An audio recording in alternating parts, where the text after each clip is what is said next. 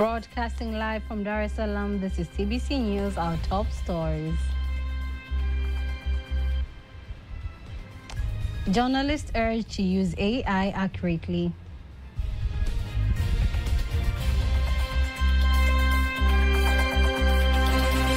Dr. Tuli emphasizes the need for universities to resist the trend of corporalization.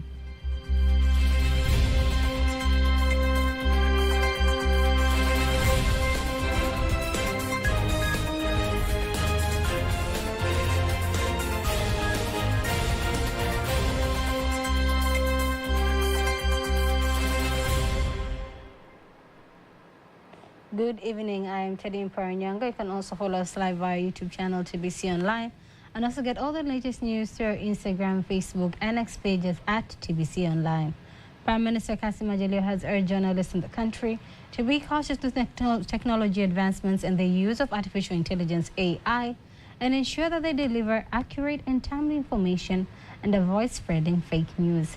Speaking in Arusha at the commemoration of World Press Freedom Day, Majaliwa says use of AI needs debate, firm policies, and close cooperation among all sectors. Sachelela Kongola's report is read by Caroline Maleo. World Press Freedom Day is annually marked on the 3rd of May. Here in Tanzania, journalists are gathered in Arusha to mark the day. Addressing journalists, Prime Minister Kassim Majaliwa insists on the use of advanced technology and artificial intelligence in delivering accurate and timely news.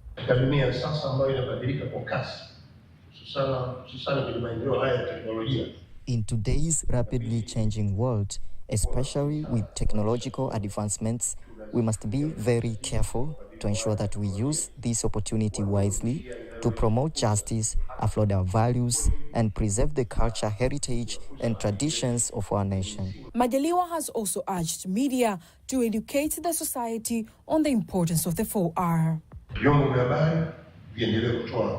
The media should continue to report on the country's development. If we truly embrace patriotism rooted in ethical journalism and respect for our culture, customs, and traditions, we will achieve great success. On his part, the Minister of Information, Culture, Art and Sports, Professor Palamagamba Kabudi, urges journalists to deliver educative content. I can personally testify to how journalists used to work in a time when there were no fax machines. I remember when Mwalimu Nyerere addressed the nation from Uganda after the war, he used a phone. So yes, we have made significant progress in journalism today. Let me remind you, technology should not make us lazy or blind us into thinking that it is everything. Even artificial intelligence was created by humans and depends on human-generated content. Our challenge is to produce more original content. Reading recommendations made by journalists, Maxis Melo says that the journalists are requesting for the protection and security when they perform their duties.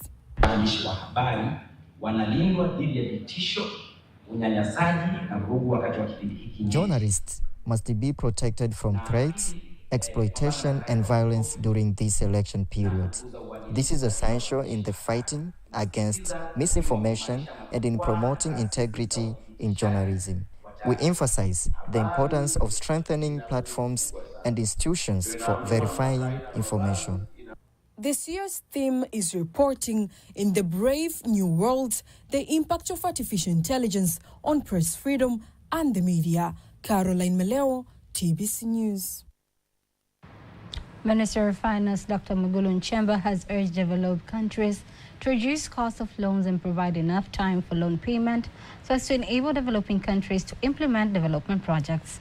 Dr. Nchemba made the plea in New York, United States, while participating at the ECOSOC Forum on Financing for Development follow-up. We need broad uptake and institutional support to state contingent debt instruments, including climate resilient debt clauses and GDP-linked bonds. These tools are after offering flexibility in times of crisis and can prevent debt distress from escalating. The second one being access to affordable finances, whereby credit rating methodologies must evolve to reflect the true creditworthiness of the developing country, where we encourage greater use of blended finance, expansion of MDB risk guarantees, and debt transparency initiative to help reduce received risk premiums. Speaking about the importance of the private sector in strengthening the economy, Dr. Nchemba says private sector investment is important in order to achieve development goals. Domestically, Tanzania is developing sustainable finance strategies, thematic bonds, and leveraging digital innovation to mobilize resources. We are also working to establish diaspora investment frameworks and promote investment, sustainable and climate resilient infrastructure. Together, we must strengthen investment facilities, platforms, and connect opportunities to global capital direct impact investment and ensure no one is left behind.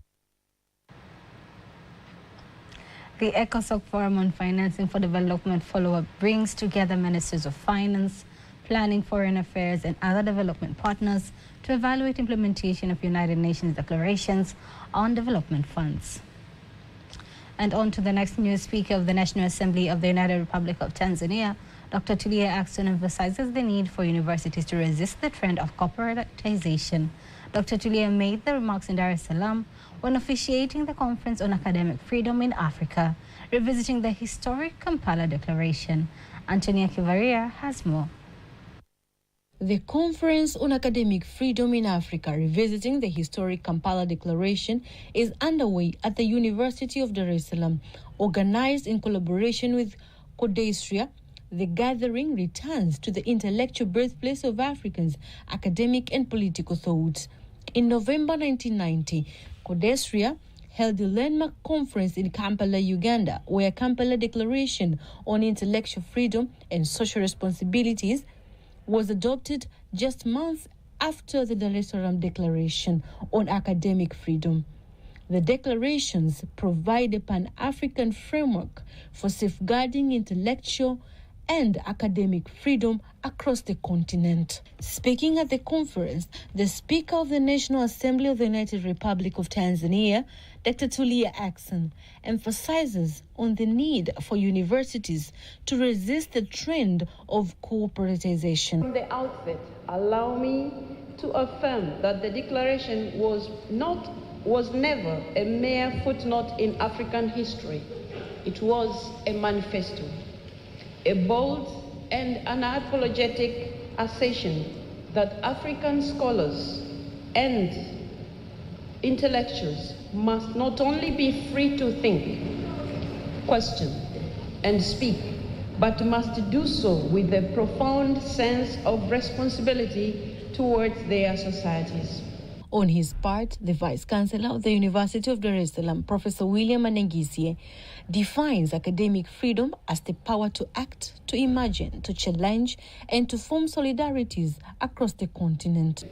More than 2 decades since the adoption of the Kampala Declaration on Intellectual Freedom and Social Responsibility, a landmark document that reaffirms the rights and responsibilities of academics across Africa. Since then, we have witnessed important progress, legal reforms in several countries, the strengthening of academic solidarity networks, and a deeper, more vibrant continental dialogue on integrity and autonomy in scholarship. Representative from CODESRIA also unveiled the newly reprinted edition of Classical Communism Diary as a landmark for both Tanzania and Uganda, hailed as one of the African's most transformative intellectual achievements. It's not therefore an exaggeration to say that our shared interest in a Pan-African research agenda that speaks to the need to protect intellectual freedom, that gives that freedom a commitment and gives it a vision, is something that we must celebrate as we begin this conference this morning. At the back of the demand for greater space to influence the kind of knowledge we produce are a number of fairly obvious questions. Do we know who our people are? Do we understand their struggles and their battles for survival in a rapidly changing global landscape? Do we, and by we I mean the intelligentsia, I mean researchers, I mean policymakers, I mean lawmakers, do we have the sufficiently grounded theories and methodologies and tools with which to respond to these questions? The conference seeks to bring together leading voices in Africa's higher education sector to reflect on the role of academic and intellectual freedom in shaping the continent's future. Reporting from Dar es Salaam, Antoni Kivaria, TBC News. The European Union ambassador to Tanzania, Christine Grau, has stated that the relationship between the EU and Tanzania has significantly strengthened in various areas, especially in the fight against climate change, the energy sector, human resource empowerment, the financial sector, and other key areas. She emphasized that the European Union aligns its initiatives with Tanzania's National Development Vision 2050, as well as the government's other priorities. Speaking during her visit to the Tanzania Broadcasting Corporation, TBC, Ambassador Grau also stressed that the European Union is committed to improving value chains across various sectors in the country as part of efforts to promote sustainable development. I think we are developing in a way where we really try to be partners in Tanzania. We are not here as a delivery anymore. We are, as it was in the very old days, but we're really here to develop together areas of common interest. What we see very clearly is that our priorities are aligned. So the Vision 2050 of Tanzania and Zanzibar works very well with our priorities. And we have common areas of interest, which I think are going very well hand in hand. In the last years, we have focused very much on climate mitigation, green deals. We have supported Tanzania in green and smart cities, but also in sustainable energy, which has been a big element for us here. We looked into the development of human capacities, into access of finance. We have worked a lot. This year and the following years, we will now really try to focus even more in line with the priorities of Tanzania, but also looking at concrete value chains. So Tanzania has been implementing various policies throughout the years, but since President Samia Suluhu Hassan entered power, she went strong on economic diplomacy. So tell us a bit more about EU has been supporting Tanzania in economic growth and development. That has been, in so far, really our priority as well as the EU and the member states as well. We have been very much investing in Tanzania, and I think this is exactly also what the government wants. Economic diplomacy that is there with a certain objective, and that means to increase foreign direct investment, of course, in the country. And there the EU companies have been very strong. We are in the top 10, obviously. Zanzibar, very strong. We just had an investment forum in Zanzibar where it was very clear also on the investment we brought. But we go much beyond that. We have actually also worked very much on the business environment, on the access to finance, on the support to different institutions, on the regulatory framework. But we have certainly also always come in with an approach to also liberate further funding. That means, for example, that the EU comes in with grants and guarantees, and then through this, international financing institutions or national financing institutions from member states can come in, and then we have much bigger programs that we can fund. Is there a way all these initiatives are also involving the youth? Because the youth also, you know, in Africa, most African countries, they're the largest population, and we expect them to have more innovation and style and everything. Youth is, for me personally, to start with, a really big priority, especially in Tanzania, because we see that they have a lot of energy, that they're very committed also to support the development of the country. They have very strong interest in fighting climate change. On his part, the Director General of the Tanzania Broadcasting Corporation, Dr. Ayub Rioba, stated that the visit by the European Union ambassador to the institution highlights the importance of TBC in informing the public. He also emphasized the need to strengthen relations between African and European countries. We are delighted by the visit. Her Excellency, the Ambassador, asked us if she could actually pay a visit to TBC, and we thought it was a very good idea.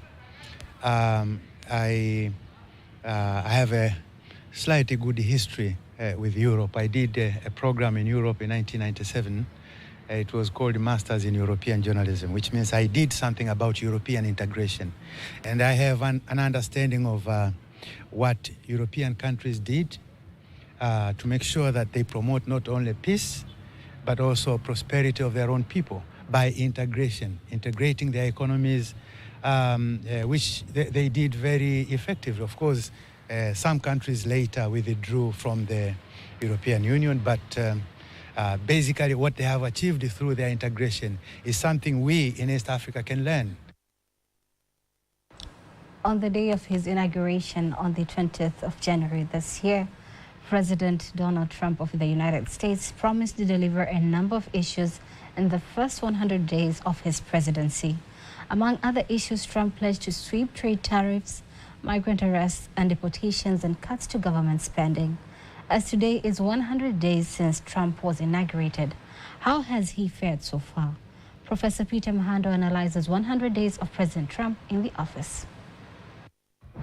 It is safe to say that the first 100 days of President Trump's second term has been considered to be the most consequential in modern history. So when we look at these 100 days, we see how President Trump has consolidated power in the executive branch. President Trump has literally torn alliances, both economic and military alliances. He has torn up the policy consensus that governed world trade. All within these 100 days. It's amazing. But what we see now is his approval ratings have plummeted, already falling. And this is kind of amazing, because most of the time a president would typically enjoy what would be considered to be a honeymoon period until around September. So during the honeymoon period, approval ratings are usually inflated. And thereafter, around September, that's when reality kicks in, because by then a more accurate picture would have emerged. Over these 100 days, we've seen Mr. Trump overriding the mandate that the voters gave him, and that has led to him falling into a trap that sees a failure to not only properly plan but also execute what he had sought out to go about. And as a result, he's created this uncertainty that has not been good to companies to make investment decisions, retirees to plan for the future because the markets have been negatively impacted. And overall, there are concerns about the economy because President Trump's cut in the federal government, President Trump's tariffs, much as they have not kicked in, have really had a negative impact. And we see his approval ratings plummeting as well. So basically, what we're saying is the first 100 days have not been good for Mr. Trump. Forodhani Gardens, alternatively organized as Forodhani Night Market, is a small park nestled in the historic city of Stone Town, Zanzibar. Situated along the primary sea walk of Stone Town, lying directly in the front of two iconic structures, the House of Wonders and the Old Fort. Here are more details with Kanki Magumole. Forodhani, a must-visit place if you visit Stone Town. This place is the famous departure point to the prison island. The Forodhani night market comes to life, particularly at the time of the sunset, making it the optimal time to experience the Forodhani garden watching the sunset. During this period, a diverse mix of tourists and local converges in the bustling food street market within the main square. Here, they are enjoying their dinner while savoring a variety of Zanzibari cuisine, including urojo, or Zanzibar mix, grilled seafood, and the famous local delicacy, the Zanzibar pizza. I came across the Southern Regional Commissioner on Unguja Island, Ayub Muhammad, who says tourism contributes to Zanzibar's economy, accounting for a significant portion of its GDP. Tourism for us also is a blue economy. As you see in Zanzibar, tourism takes about 30% of our GDP. And 30% of our GDP is too huge, and we expect it to increase or to grow more. And we believe that by improving our security and infrastructure, I mean road, electricity and so forth, it will enable our country to grow so much by using this tourism sector. Furthermore, he highlights the achievements of the recent celebrated union between Zanzibar and Tanzania mainland. There is a big project that has been conducted between Ministry of Fisheries of mainland and the Ministry of Blue Economy in Zanzibar of purchasing the bigger ships that can go in the deep sea and the fish where exactly the huge investment is required. So this one is a big achievement with regard to the unification of Zanzibar and the former Tanganyika. Forodhani is a popular tourist destination in Zanzibar, offering a blend of local culture, delectable food, and a relaxing environment by the sea, attracting a number of tourists. I want to try different kind of foods, spice food with fish and Zanzibar pizza. Yeah. Here to discover all the city of Zanzibar town and to see how people live here, the energy of the city, because in Paje it's really quiet, it's the beach, it's kite surf, and here it's really to have like all this very good to test the food, to see the people dancing, walking, do everything, and just feel this energy of the city. Meanwhile, I came across the famous dive jumpers, Makacho, who attract tourists through their famous jumps into the water at the Forodhani market. We are jumping because we attract the tourists, and we are jumping because it gives us some income. Forodhani!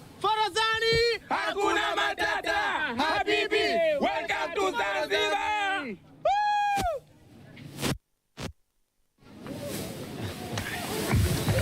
This is the Forodhani market, Forodhani by night, that attracts different people from the island. Reporting from the Zanzibar island, Kanki Mwaigomole, TBC News.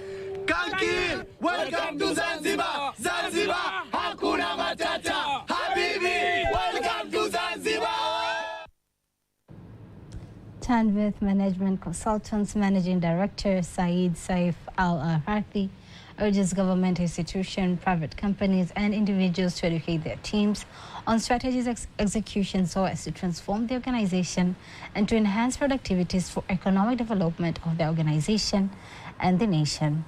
Speaking to TBC News in Dar es Salaam, Harthi says that Tanzania is focusing on Tanzania Vision 2050, urging government institutions, private sectors and individuals to execute their organization strategies as planned, looking at strategy articulation, organizational alignment, leadership and execution to achieve high level of productivities for socio-economic development of the people.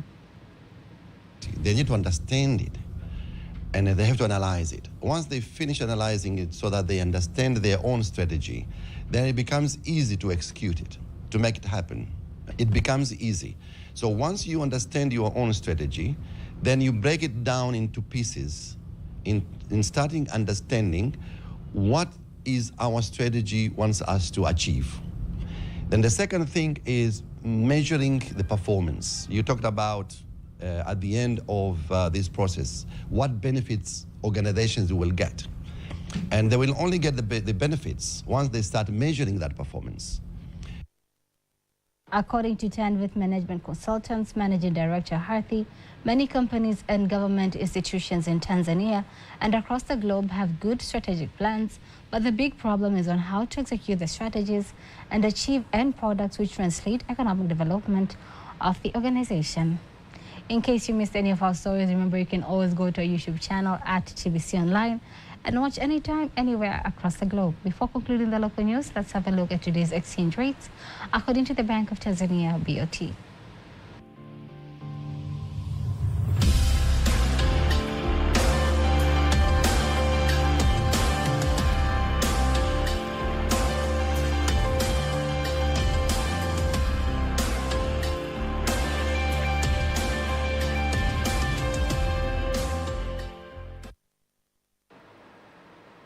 Don't miss TBC News every weekday to know all the latest in exchange rates. Up next is international news. The Vatican has announced that a conclave to elect the new leader of the Roman Catholic Church after the death of Pope Francis will begin on May 7. The date was decided during a closed-door meeting of cardinals at the Vatican on Monday, 2 days after the funeral of Pope Francis, who died on April 21, aged 88.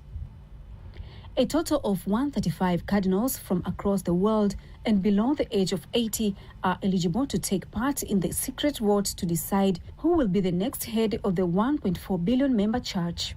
This year's conclave marks a notable increase in participation compared with previous ones after 115 cardinals took part in the 2005 and 2013 elections. About 80% of the current electors were appointed by Pope Francis, who made efforts to broaden the church's global representation.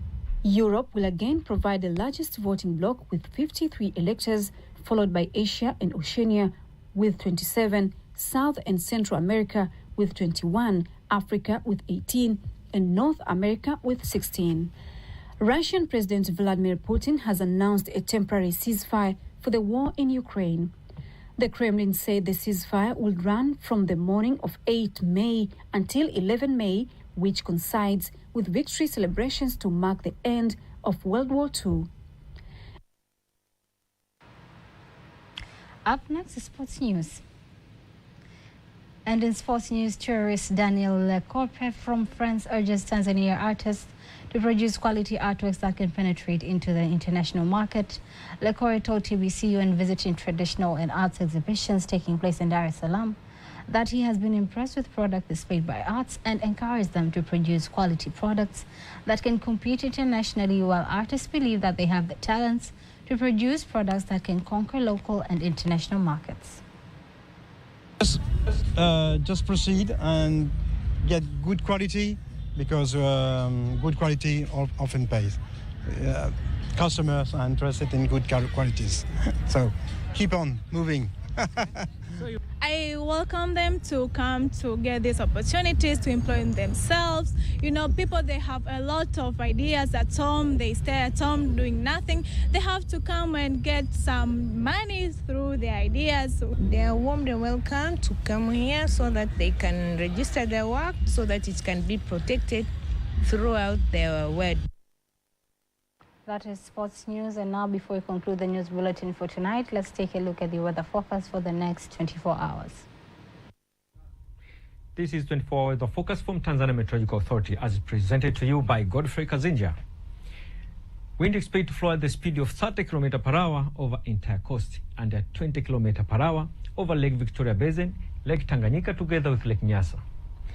Rainfall signal are over coastal area extended to southern part of our country. For tonight, we expect future particular conditions, thunderstorm over Furia over the Lake Victoria Basin. Northern Eastern Highland expect future rain shower over Furia. Entire coast, including Morogoro region, expect future particular conditions, thunder shower over few areas. The rest part of our country expect future particular condition. For tomorrow, we expect future particular condition, light rain shower over Fury and sun period over southern western highlands, while Singida and Dodoma expect future particular condition and long sun period, while the rest part of our country expect future particular condition, thunder shower over few areas and sun periods. Let's have a look for the 4 days weather forecast for some part of our country, starting from the day after tomorrow. Dar es Salaam expect future thunder shower over fury and sun period, while Dodoma expect future particular condition and long sun period. Mbeya expect future light rain shower for 4th of May. Mwanza expect future thunder shower over fury and sun period. Kilimanjaro expect future light rain shower over fury and sun period. Morogoro expect future thunder shower over fury and sun period, while Arusha expect future light rain shower over fury and sun periods. Dear viewer, we thank you for watching us and have a good time. And that marks the end of the news bulletin for tonight. Do not miss our next bulletin in Kiswahili at 11 p.m. On behalf of the whole team, I am Teddy Mparinyanga. Have a lovely, lovely night.